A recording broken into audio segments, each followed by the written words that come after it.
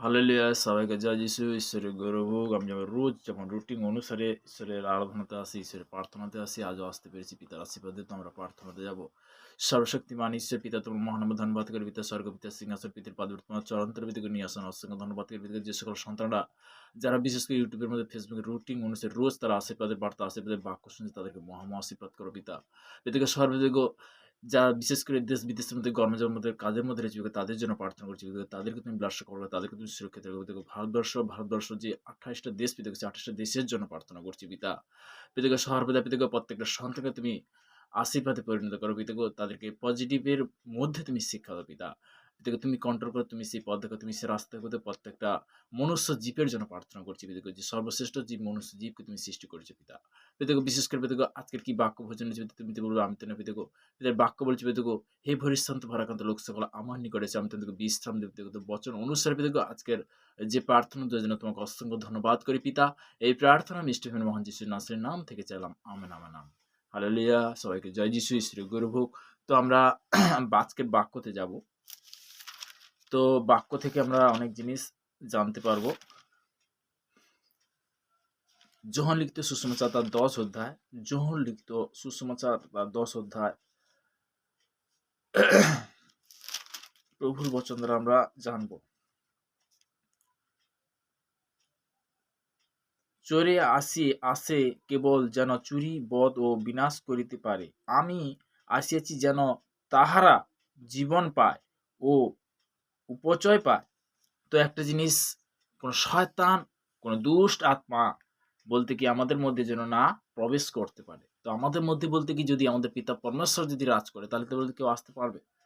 তো একটা জিনিস কি, আমরা যখন ঈশ্বরের বচনে আসি, বাক্যতে অঙ্গীকার, যখন পজিটিভের অঙ্গীকার যখন আমরা করি, তখন বলতে কোনো শয়তান থাকতে পারে না। তো তেমনি বলতে কি, প্রভু স্তুতি হোক। তো তেমনি বচন থেকে আমরা জানতে পারছি। তেমনি এখানে কি বলছে, আমরা বচন দ্বারা জানলাম, চোরে আসে কেবল যেন চুরি বধ ও বিনাশ করিতে পারে। আমি আসিয়াছি যেন তাহারা জীবন পায় ও উপচয় পায়। হালেলুইয়া! এখানে পিতার বাক্য বলছে 10 অধ্যায় 10 পদে। হালেলুয়া! তো তেমনি একটা জিনিস কি, আমি অনেক আগে আয়ুর বিষয়ে প্রার্থনা করেছিলাম, আজও করব। তো পিতার ধন্যবাদ হোক।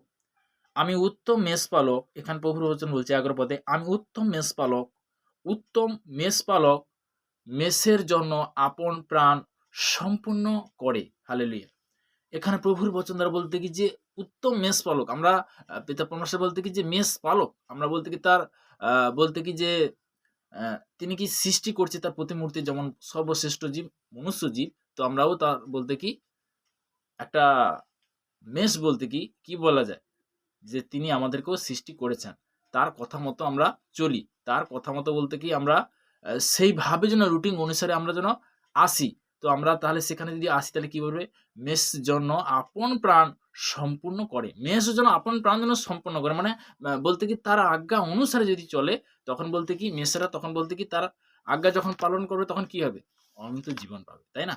তো তেমনি বলতে কি, আমরা অনেক সময় যদিও ভুলও করি, কিন্তু ঈশ্বর আমাদের কি করে? ক্ষমা করে দেয়, মাফ করে দেয়। তো একটা জিনিস কি, যে পিতার বাক্য দ্বারা বলতে কি, দ্বিতীয় বংশাবলী তার ৭ অধ্যায় ১৪ পদে প্রভুর বচন বলেছে। ওখানে কি বলছে? যে আমার প্রজারা যাহার উপরে নাম করিতেছে, তাহাতে নম্র হইয়া প্রার্থনা করে এবং আপনাদের কুপদ্ধতিতে ফিরে আমি স্বর্গ হইতে তাহা শুনিব, তাদের পাপ ক্ষমা করবে। তখনই ক্ষমা করবে। ঈশ্বরের গৌরব হোক।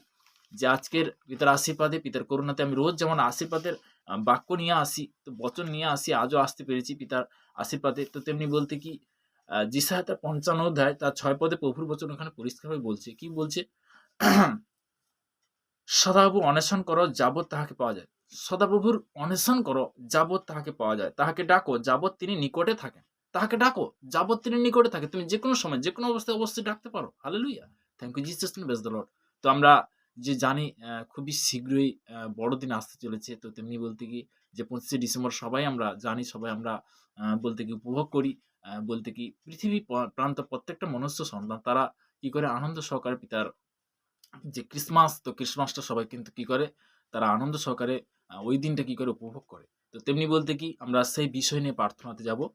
সর্বশক্তিমান ঈশ্বর পিতা, তোমার মহানামে ধন্যবাদ করি পিতা। পিতাগো ২০২৫ সালে বিশেষ করে যে ২৫শে ডিসেম্বর পিতাগো, যে বৃহস্পতিবার পিতাগো, সেই বৃহস্পতিবারের জন্য প্রার্থনা করছি প্রত্যেকটা সন্তানকে আনন্দ সহকারে প্রভু, বিশেষ করে পিতাগো প্রত্যেকটা সন্তানকে পিতাগো প্রত্যেকটা জেরুজালেমে, বিশেষ করে আমাদের যে সমস্ত ফাস্টার বা যে সমস্ত সিস্টার তারা ঈশ্বরের সেবা করছে পিতাগো, প্রত্যেকটা আগো ভাইয়ের জন্য প্রার্থনা করছি।